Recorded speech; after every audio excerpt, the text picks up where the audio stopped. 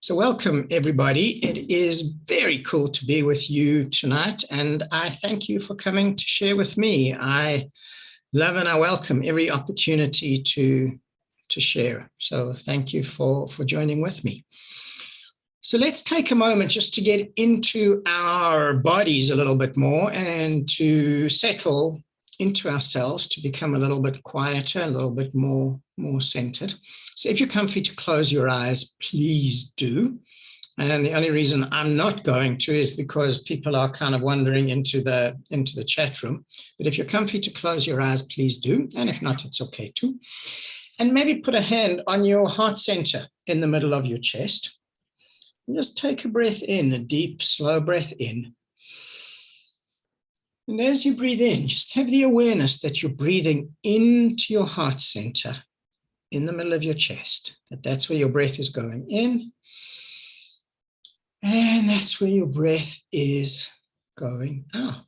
And just be aware of your chest and your belly softly rising and falling. And just keep your awareness in your heart center. Breathing into your heart and breathing out from your heart.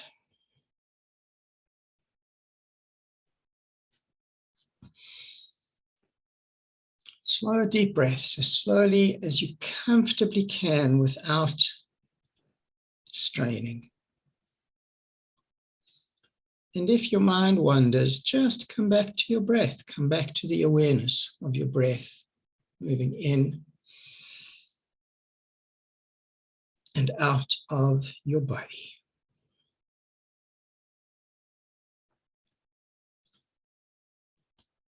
And in your awareness of your heart center, become aware of the space that's in your heart.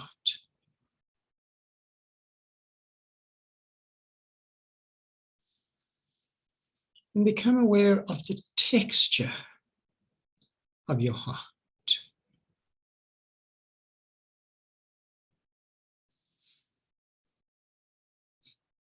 And as you breathe, become aware of maybe there's a color in your heart.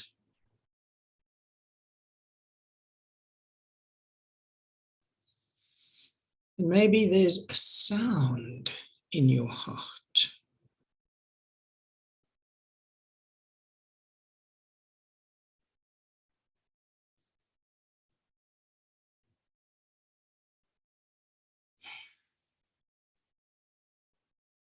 Maybe there's a fragrance, a scent, an aroma in your heart.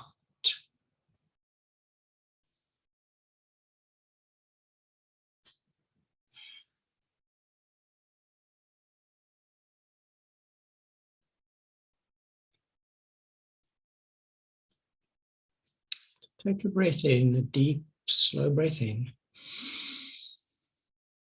And out. And again, a deep, slow breath in. And breathe out. And a deep, deep breath in. Slowly, slowly, slowly breathe out.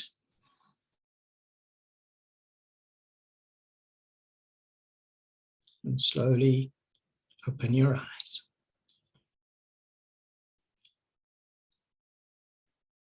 Beautiful. And you've learned a conscious sexuality practice. So whatever you felt during that, just take a moment to be with that, to be aware of that. Did you feel more relaxed? Did you feel more in your body, a little bit more centered, a little bit more aware? And one of the most powerful practices during a sexual experience with ourselves and a self-pleasuring experience or with a partner is to connect with your heart and to keep breathing into your heart. And you keep the focus on that energy of your heart. And the energy starts to move between your sexual centers, between your yoni or your lingam and your heart. And it becomes a much more heart-centered experience rather than just a physical, a body, a genital, a pelvic experience. So conscious sexuality, sometimes very, very simple. So the definition of conscious sexuality is to be fully present during sex and to allow whatever arises to be there. And that opens the doors of the most amazing possibility. So this came about tonight because a couple of weeks ago, somebody asked me, why don't you ever do a workshop for beginners? And I replied saying that, well, every workshop is for beginners and every workshop is for more advanced people, because every workshop is for everybody, because we come to the workshop where we are. So our understanding is going to give us whatever it is that we're going to get from that based on where we are on our journey. But of course, there are some things that are important, and a lot of it is kind of, it's like building the foundation of a building. If we understand the basics, and if we understand some of the foundation and some of the ideas and principles and some of the basic practices, then we can build on that. We can advance. So that's where this was from. And then I am, with the amazing assistance of Margaret, I'm going to teach in Ireland in May, and I am so excited about that. And it became a beautiful way to start sharing with everybody there. And there are 2 series of upcoming workshops this weekend and the next weekend in Johannesburg and Cape Town. And there were lots of questions from people. So this became a fabulous way to share so much with everybody tonight. So it's very casual, it's very informal, and anytime you would like to ask a question, please do either type it into the chat box or unmute yourselves, or I will talk, and then at the end of this we can have questions and discussion any way that you would like to do it. So the framework of all of this work is this: we live and we work in terms of patterns. And the easiest way to understand that is every time you brush your teeth in the same way. You bath or shower, you wash in the same way, you eat in the same way. Sexually and in relationship and in life, in all of life, we do exactly the same thing.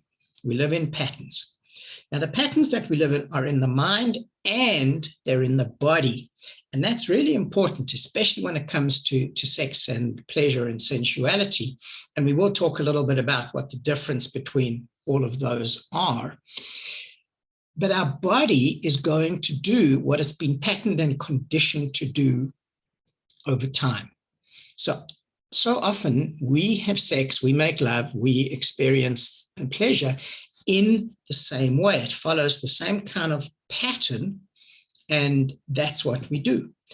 A lot of our patterns have nothing to do with happiness or fulfillment. And that's really important. We simply do what we do because that's what we know, that's what we feel safe doing, and because we've been doing it for however long that we've been doing it. So most of what we do is unconscious, it's subconscious. We just follow the patterns that we live with, and we have the experiences that we have. So when we want to change anything, when we'd like deeper experiences, when we'd like greater fulfillment, when we'd like more intimacy, when we'd like to experience more energy, when we'd like to expand ourselves, our heart, our connection, our sexuality, the sensation that we feel,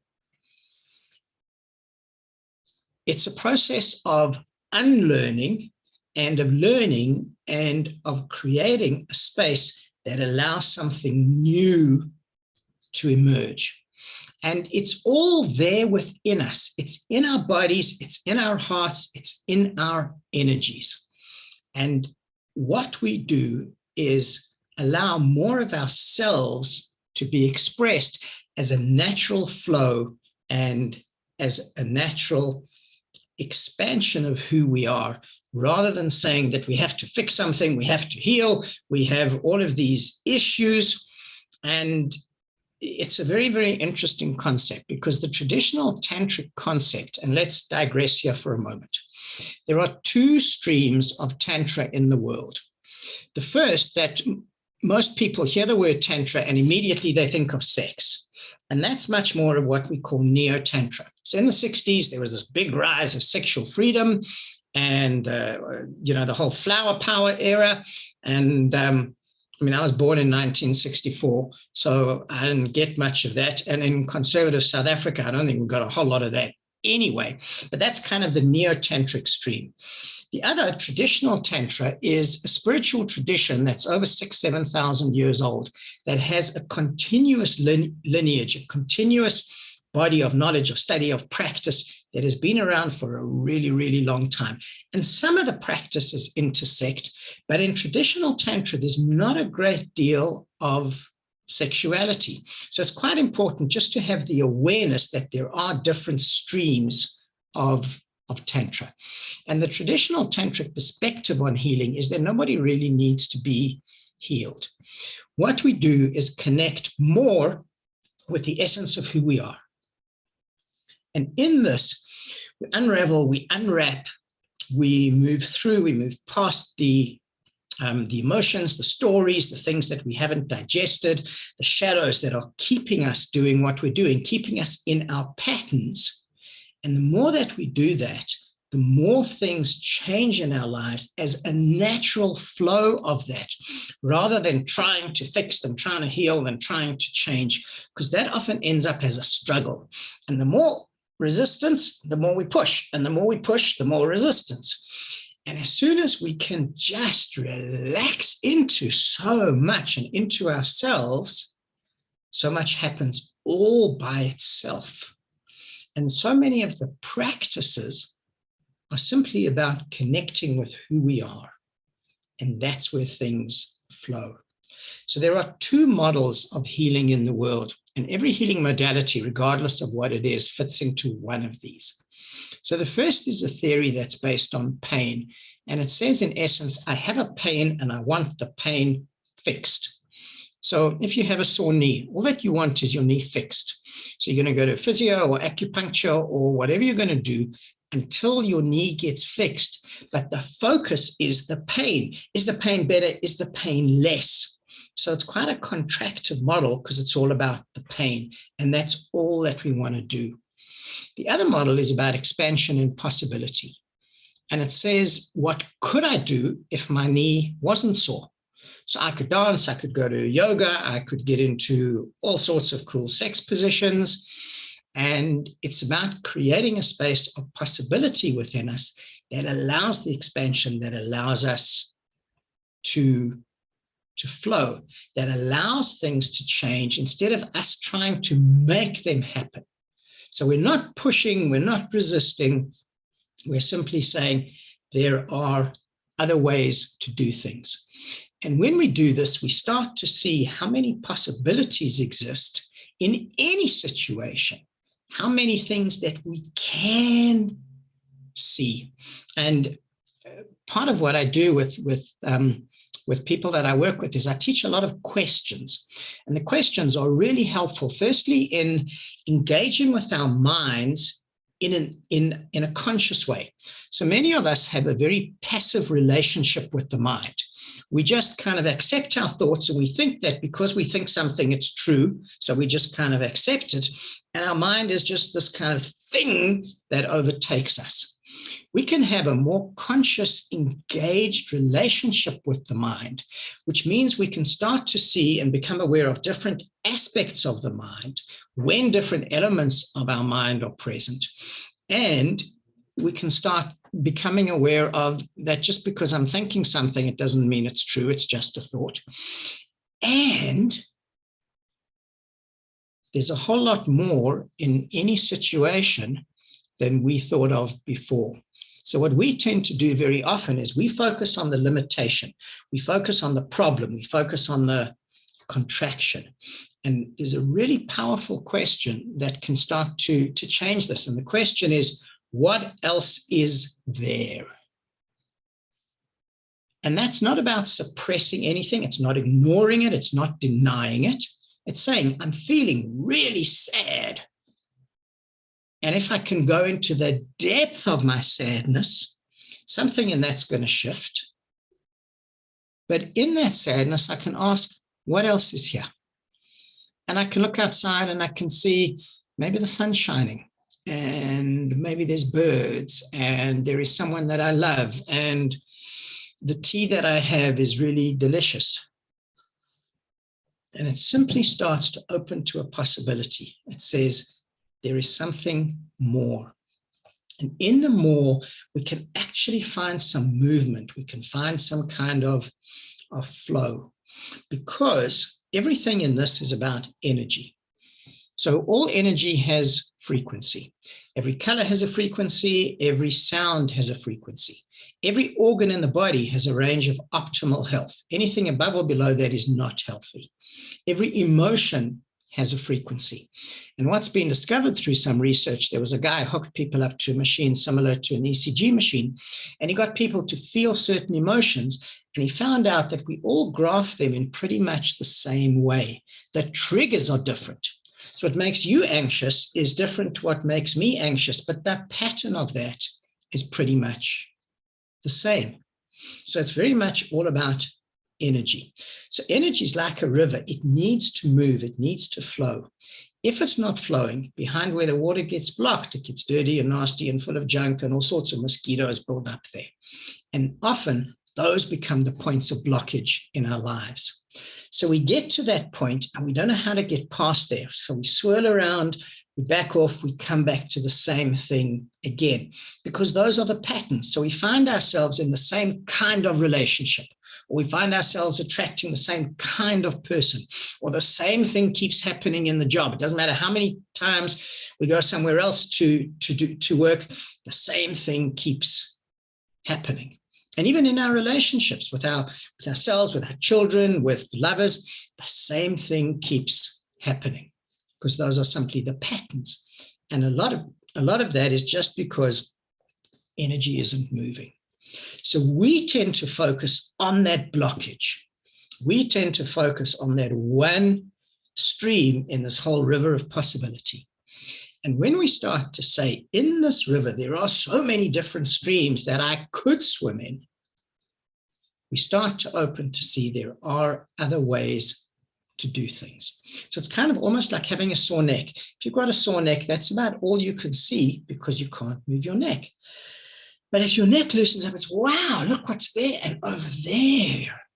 And we just start to see how much more there is and how many different ways there are for us to do something. And the key to all of this is awareness, to be aware of what's in our body, of what's in our mind, of what's in our thoughts. When are we lost in the train of thought? And when are we actually conscious and present with our thoughts? And when we're conscious and present with our body and with our breath and with our hearts. And the more that we are in awareness, the more aware we are of what it is that we're doing and of the possibility in that. So the awareness brings us into presence. And that's what we said, that conscious sexuality is about being present. So from a sexual perspective, that starts to say, what is it that I want from sex? What is the sensual experience about? Is it just about an orgasm in whatever way that's going to happen? Or is there something more? Is it an experience of intimacy? And if I would really like to feel and experience intimacy with you, then maybe we have to do something different to what it is that we've been doing. Because if all that we're doing is having sex with the lights off and our eyes are closed and I'm in some fantasy in my head about whatever actress I was thinking about or watching on a TV show, and you're in your head about whatever fantasy you are and you're thinking about work, and then we come back to being present and maybe we open our eyes for a few seconds and we look at each other, but there's not a lot of intimacy in that. So if we want intimacy, we have to start looking at So how do we create that intimacy? What do we do in a sexual and a pleasure experience that is going to allow the experience and the expression of intimacy? We have to do that differently. And if we want to have an experience that's about sexual energy, we want to have a higher sexual energy experience, and we want it to be a more spiritual experience, what do we have to do for that to happen? And that's where kind of the learning and the practices come in. That's when we can go deeper into some of the experiences with greater awareness.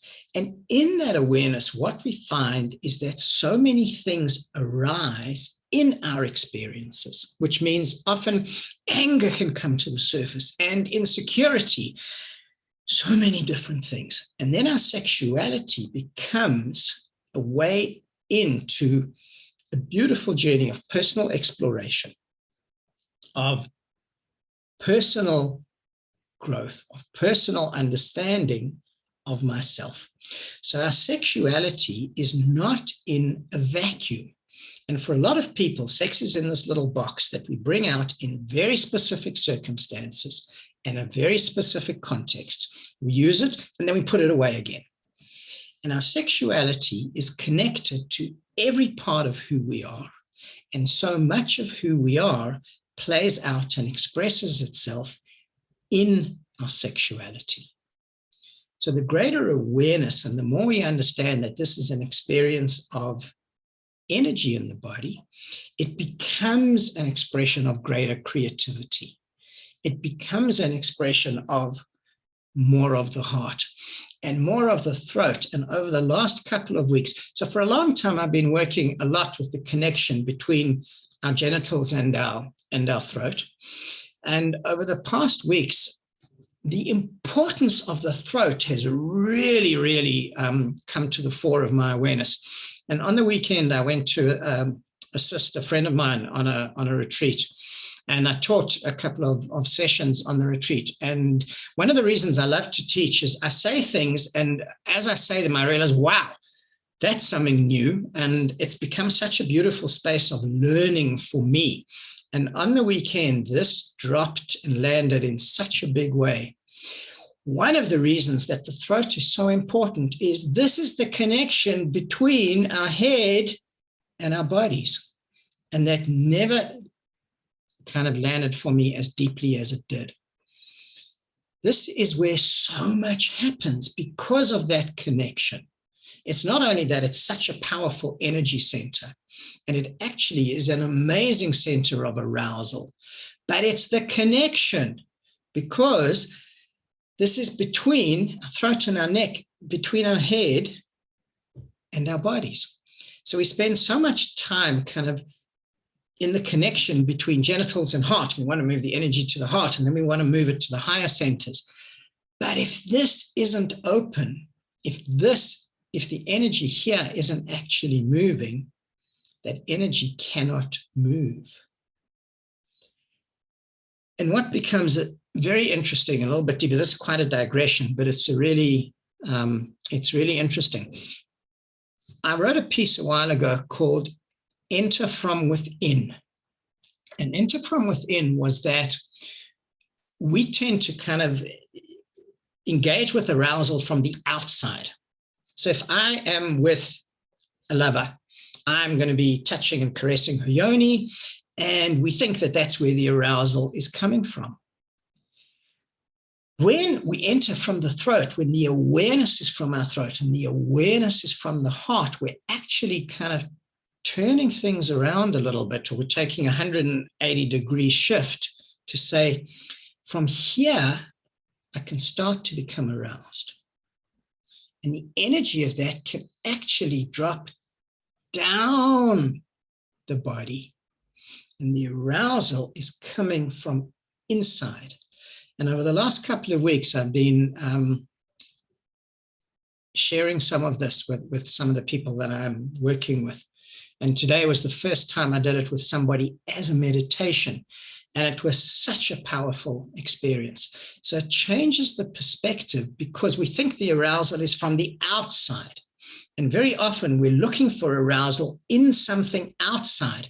So we're looking for it, even if it's in a fantasy, if it's in some kind of external stimulation, that's either, some kind of porn or eroticism, or even in someone else.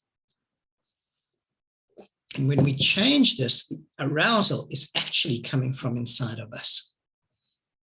And then it's totally our arousal in the moment. It's not about someone else. And so much changes in that. We really free ourselves to feel from a very different perspective. So that was a little digression. I hope that makes sense. And at some point, I'd really like you to kind of say yes or no, because it's something that has really grabbed me enormously. And the possibility and potential of this, I think, is huge, because we put so much of our expectation on someone else to fulfill us sexually. And this changes it, because this says, I am a sexual, a sensual being in myself, in my own right, whether I'm in a relationship or not, whether I'm having sex or whether I am not. It's so much more about us. And there's such a powerful ownership in this, and it opens so many possibilities of pleasure. And we really move into a much more conscious awareness of our bodies, of our pleasure, and of the possibilities in all of this. Let me just read these. Yes, thank you. So the more present we are and the more aware we are, the more whatever is there can arise in our sexuality. And then it becomes this amazing journey of exploration. And we're able to go deeper into pleasure.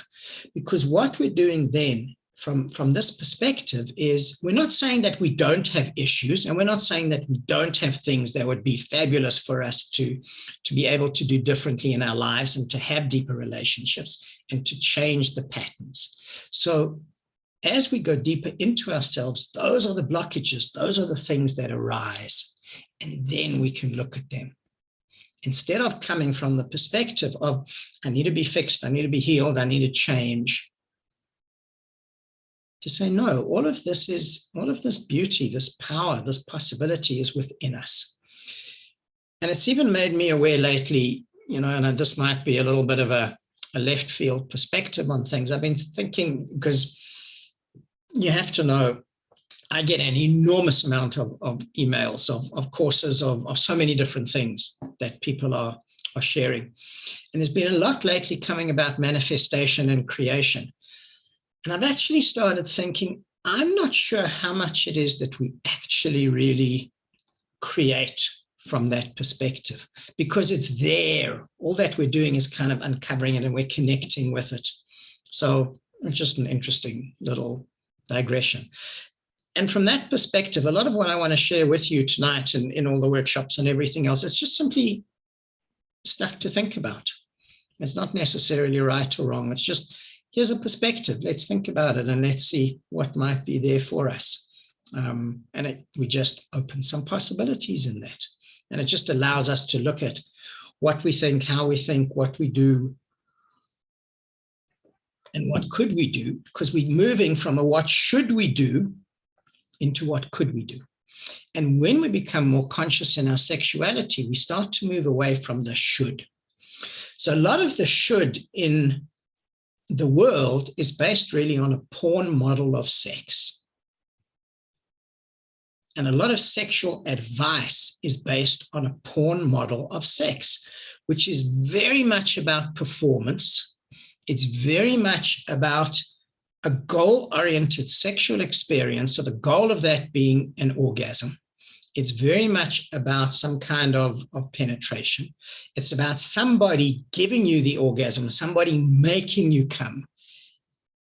And it has to happen in the way that this kind of porn model unfolds, with all these steps along the way that says, So we start out and we touch and we kiss, and I lick your boobs and you lick me and I suck you, and we have sex, and we do it in this way and we do it in this pattern and we do it in this goal, and we have to have all these fantasies and we have to fulfill all these things, and you have to squirt and we have to have sex in 64 positions and we have to have a threesome, and we have to do all of these things.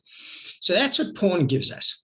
And then what I call kind of the Disney Hollywood combine gives us this beautiful island and the curtains blowing in the breeze and this trail of clothes that leads to the bed and the empty champagne bottle in the ice bucket, and everybody wakes up and hair is perfect, and we had an amazing spontaneous simultaneous orgasm last night, and it all just happens.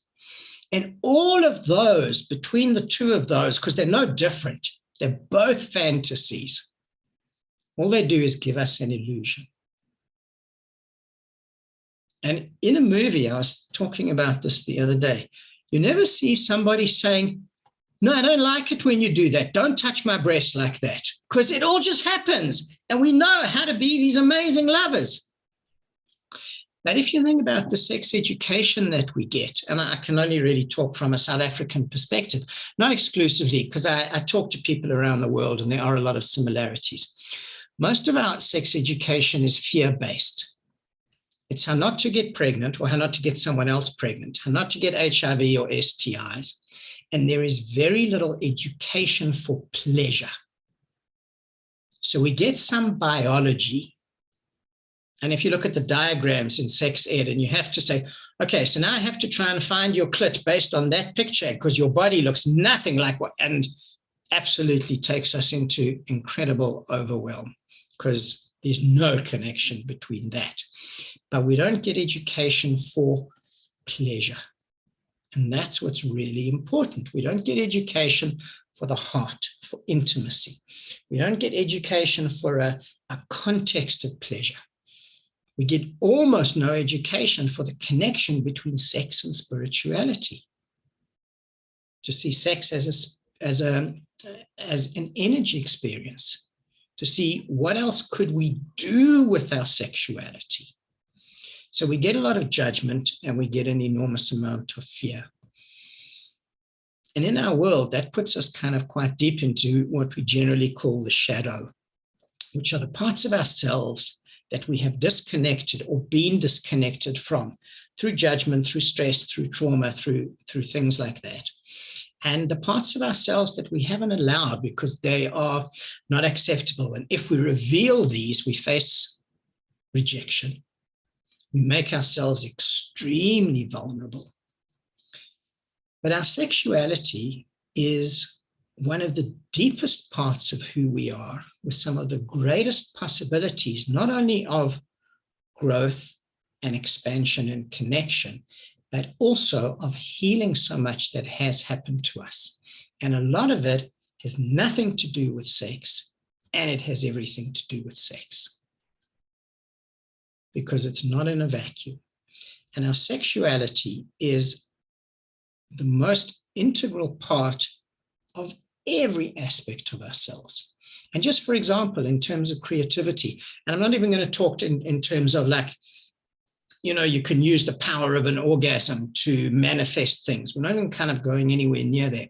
But over time, I worked with a lot of people in creative fields. And so often when they get stuck on something, we do some sexual energy work, and it releases this amazing burst of creative energy that opens so much. So it's just an example. We can use our sexual energy for healing so much in our bodies, for healing so much in our hearts. We can use this energy as a force for meditation, for spiritual experiences. There are so many possibilities. And that's about allowing ourselves to be present in this and to understand how much more is in our sexuality, and kind of moving from a very goal-oriented, orgasm-oriented sexuality into pleasure, because sex and orgasm and pleasure are not always the same thing. And I wrote a piece a while ago that said, just because you're having orgasms doesn't mean that you're fulfilled. And for most of us, because orgasm has become the thing, like that's the holy grail.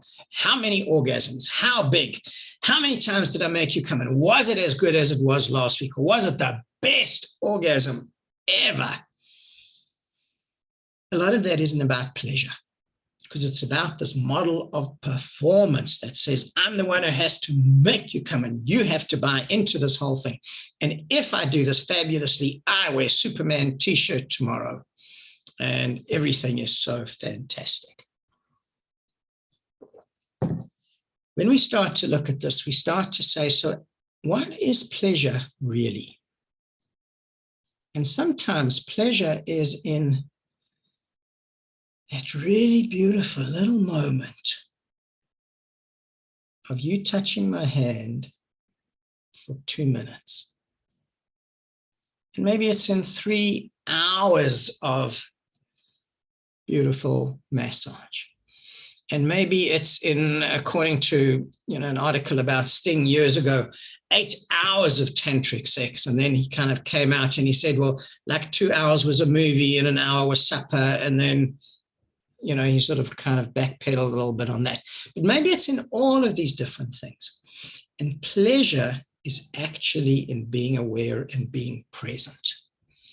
And then we start to see how much pleasure there is in all of life, in everything that we do. And this is where sensuality starts to become different. So generally, we've connected sensuality to sex. And we've said sensuality is like the foreplay of sex. And women like sensuality more because it takes them longer.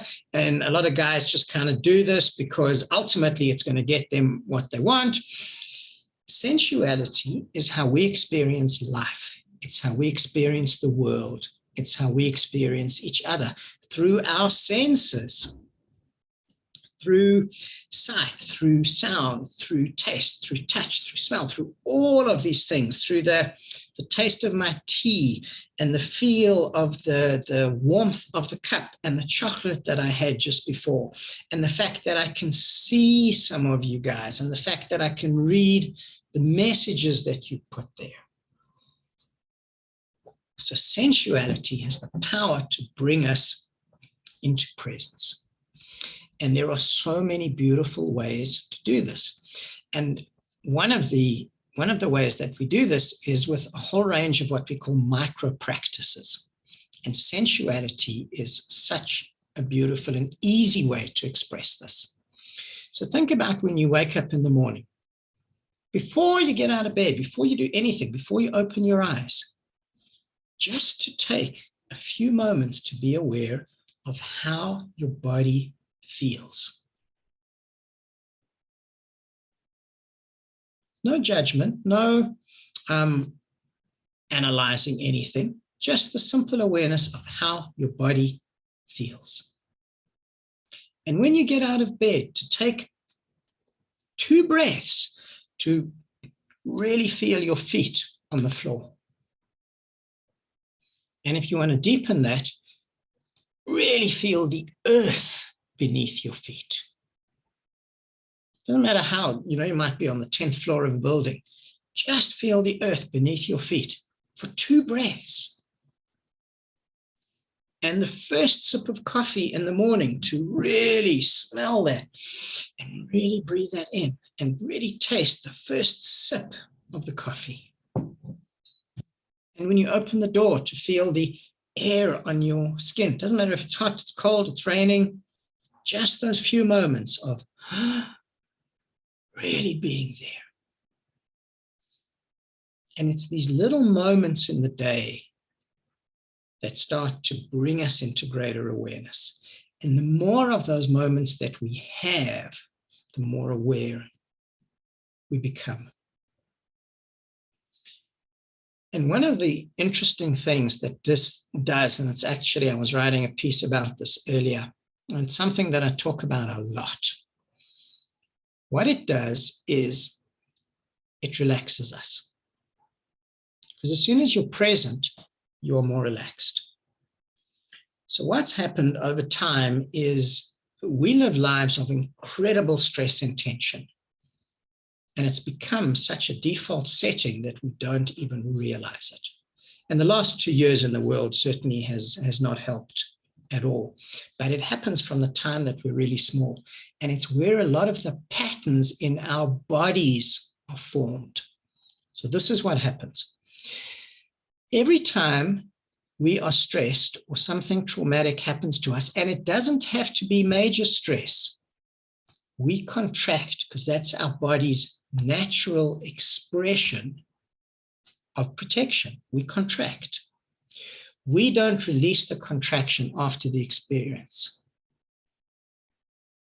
It stays there. And the next time something similar, and it just has to be similar, happens, contract again, until that becomes the way that we are. And this happens emotionally. So every time we feel guilty about something, we're made to feel guilty about something, there's a contraction in that. And that keeps us stuck there. So that's how the patterns form in our bodies. And so much of what we're doing is simply coming out of that protection. The more that we can relax, the more that we can soften, the more that starts to open. And the more we start to release. And the interesting thing in terms of sexuality is the deeper the relaxation, the higher the arousal. And I remember reading something, it was quite a while ago, and I had no idea where it was, but it said that one of the elements or one of the necessary criterion for a successful, whatever that means, spiritual experience and for a sexual energy experience is relaxation. We cannot have those experiences without that relaxation. We can't release the emotional patterns. We can't release the stories and the samskaras and the shadows without relaxation. So we soften the mind and we soften the body, we soften the heart, and we allow flow and we allow things to move. We allow ourselves to dance with all of these. And then all of life is about sex because all of life has this amazing possibility of pleasure. And when we do that, and when we live like that, then our sex, the genital sex or the touch sex or the whatever word you want to use for that, that becomes so much deeper. And sensation expands because I have a theory that most of us feel at best about 30 or 40% of the pleasure and the sensation that we can feel. And a lot of that is because we become very desensitized to touch and because of the contraction and tension in our bodies and in our nervous systems. So the more that we relax, the more that we open, the more we actually feel, and sensation becomes so much deeper, so much more intense. And then there's much more energy.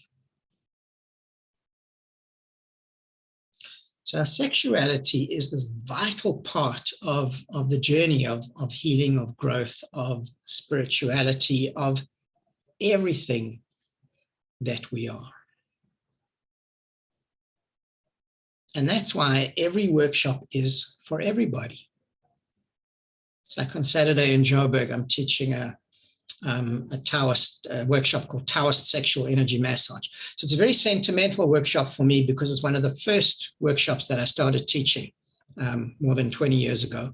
So it's a very deep, personal, all of them are, but this one is kind of a very sentimental experience for me. And what it does in the body is it creates the state of really deep relaxation. And it's working with the meridian channels in the body. So it's clearing blockages that exist in these energy channels, unblocking that and allowing the energy to move and to flow in the body, and then keeping the energy in the body. So the Taoist perspective on sexuality, which comes more from China, is that sex is a force for longevity and for health, as well as for pleasure. But the more we can keep the energy in the body, the more we can use this, then it interacts with the natural wisdom that's in our body. So we make all this energy available, and the body directs it where it needs to go. And this happens in the state of deep relaxation. So it's a very slow, it's a very gentle massage, and that just allows us to kind of become these like little gooey blobs lying there with all of these wonderful feelings and emotions and energy happening inside of us. So when we can soften, we can dance with our sexuality. Then we can become aware, because in the space of tension, the awareness actually is always going to be limited. Simply because then we're in a pattern. We're seeing things, we're thinking in quite a like hamster wheel way almost. And it's only in the relaxation that everything can move.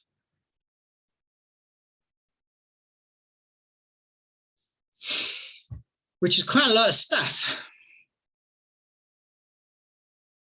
So what did everybody think about all that? Any questions?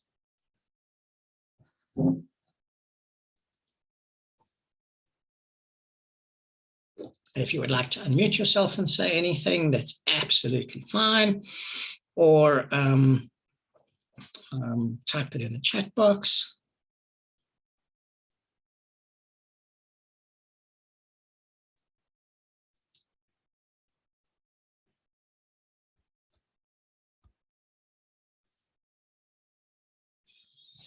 Thank you, Pyramid Builder. I do appreciate that.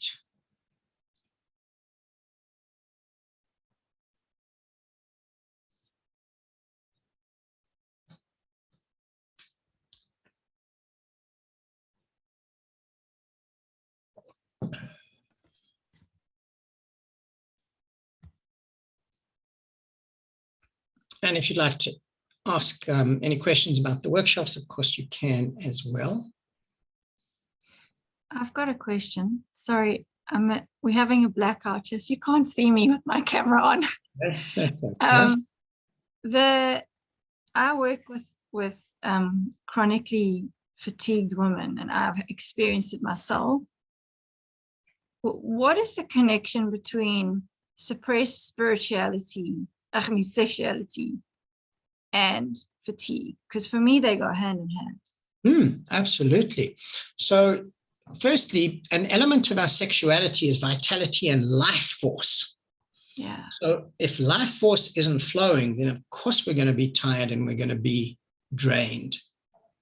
So that's the first level that happens.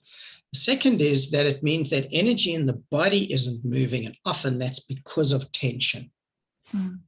So if energy isn't moving, then it's going to get stagnant, it's going to get stale, and that kind of keeps us trapped in a cycle. So it really locks our energy into a very low energy state. And very often you'll find in people with that chronic fatigue an enormous amount of body tension in the muscles, in the joints. There's not a lot of creativity. There's not a lot of excitement in life. And there's not a lot of desire. And this is so important because the energy of desire is what drives so much. So, most spiritual traditions and most religions want to suppress desire. They want us to transcend desire, to overcome desire. And this is a path where we go fully into desire. Because in that desire is the desire for life. And I think what happens a lot with people with chronic fatigue is that a lot of the heart is closed. Yeah. There isn't there's an definitely enormous fear, a lot of fear. Yeah. So as soon as there's a lot of fear, there's not a lot of love. And, because of this new understanding that I've had, and I'm going to say this without any real knowledge or any experience, but I am willing to take a bet that the throat of so many of these people is so closed as well. There's not a voice, and it's not only a voice of pleasure, it's a voice of life, of what do I want for, how do I connect to life? And I think an enormous part of that chronic fatigue is is a feeling of separation, of disconnect. Yeah, absolutely. So one of the things that when we have a conscious sexual experience or a conscious sensual, a conscious pleasure experience, it's very, very much about the oneness with life.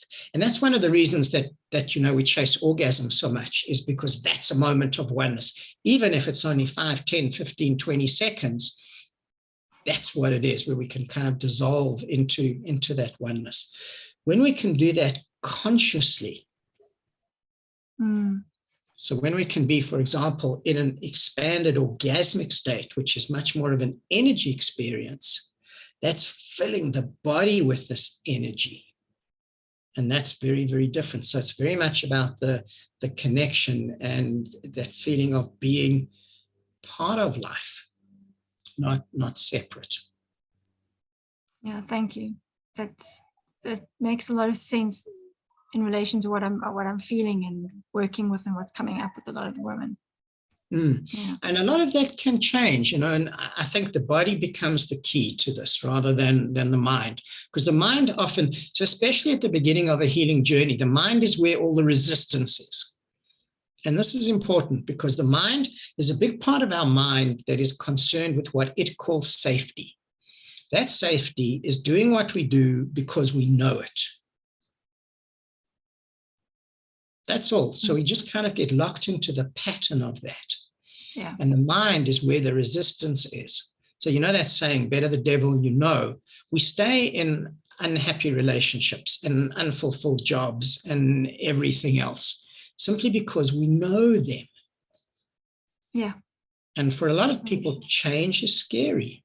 So when we change something in the body, that's when something starts to shift. Then it's kind of easier for the mind to get along, because the mind is the resistance, and it's going to give you 1,005 reasons why you shouldn't come to the Taoist massage workshop instead of the one reason that you should. I'm just using that as an example, but it just keeps us locked into the pattern.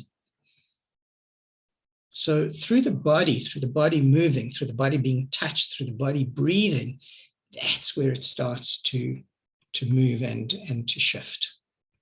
Yeah, great. Thank you. Do the patterns change? They absolutely, absolutely do.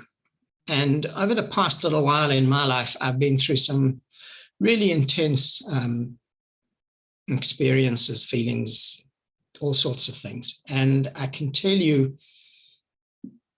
how differently I have been doing some things from simply being on this personal journey, doing the practices, doing the breathing, doing my yoga, doing the things that I do.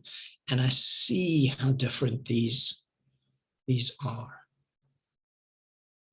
And over the last couple of days, I've spent some time with people that I'm working with who have been as well through some really intense things. And they're all amazed at how differently they've been able to do it and what they've been able to see in situations that they've never seen before. And so much has come from this question, what else is there? Somebody saying to me, a relationship ended. And of course, there was a lot of pain in that. And then she started saying, okay, so what else is in this? And this world of possibility opened for her. So it's really, really powerful. That's a great question. Thank you. How can we be more orgasmic rather than chasing orgasms? I love that. And I love talking about it, and I love teaching it. So it's understanding, firstly, much more about pleasure than sex, and saying, what would I like from an experience? And how can I do that? And then it's actually starting to have sex, firstly, where you don't have an orgasm. And for a lot of people, that's incredibly frustrating, especially men, because every time I've had sex since I started touching myself when I was 12 years old, and an orgasm, and now you're going to tell me, have sex and not have an, and then I'm going to get so frustrated, and I'm going to get blue balls, and I'm going to get all sorts of other things. And a lot of that's just a pattern in your body. We start to become more orgasmic when we start to relax and when we start to breathe. And when we start to see sex instead of a contracted experience as an expansive experience, and that's where the relaxation and the breath becomes important, because that's where the energy starts to move through my body. So if everything's tight, so think of this, when you're going to have a contractive orgasm, what happens to your muscles? Muscles get tight, breathing gets quick. Then I have this big explosion and I scream or shout, or from the quiet type, I just go, oh, that was nice. And that's all. And it's a contractive experience, and it's really short-lived. And it stays in the pelvis, it stays in the genitals. And if I can breathe and if I can relax, that starts to spread through the body. And then it becomes a much bigger experience, much more of a full body experience. And I start to see how much more there is there. And then I start to become aware of, if I want sex to be about intimacy, how would I have sex differently? So that means that instead of the lights off and our eyes closed, maybe I'm going to spend all that time looking into your eyes. And this is a really powerful, even it's a really powerful self-pleasuring experience. So pleasure yourself in front of the mirror, looking into your own eyes for the whole time that you're doing it, even if it's to an orgasm. Don't close your eyes. Because as soon as you're looking into your eyes, you're a whole lot more present than all the fantasies in your head. So that starts to change. The next thing is to slow down. Then slow down even more. Then slow down even more. And then slow down even more. And as soon as we slow down, we start to feel. And as soon as we start to feel, that's where it becomes about the sensation and the energy. So this is a beautiful way to understand that. Hold one hand up and then stroke your other hand quite quickly. And you don't feel a whole lot there because it's like really quick. But now do that really slowly.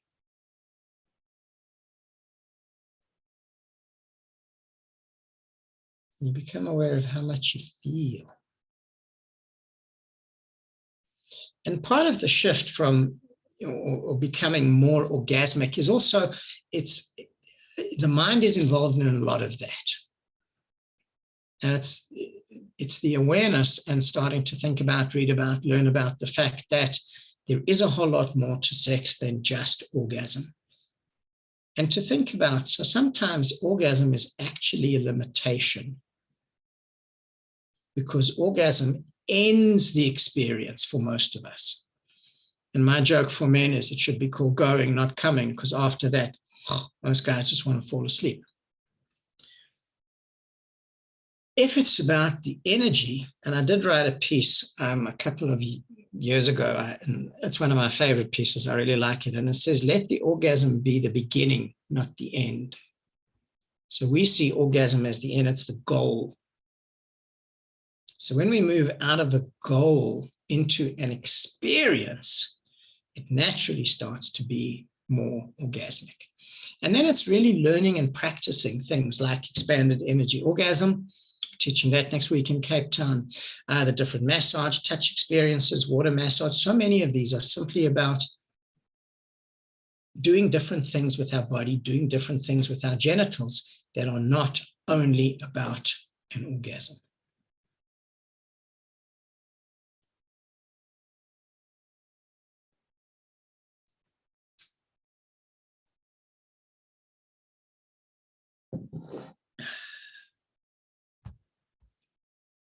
Because as fabulous as orgasms are, and I always need to put this little kind of statement in there saying, it's not that you shouldn't have orgasms, but orgasms are not all that there is. And as fabulous as orgasms are, there is a whole lot more.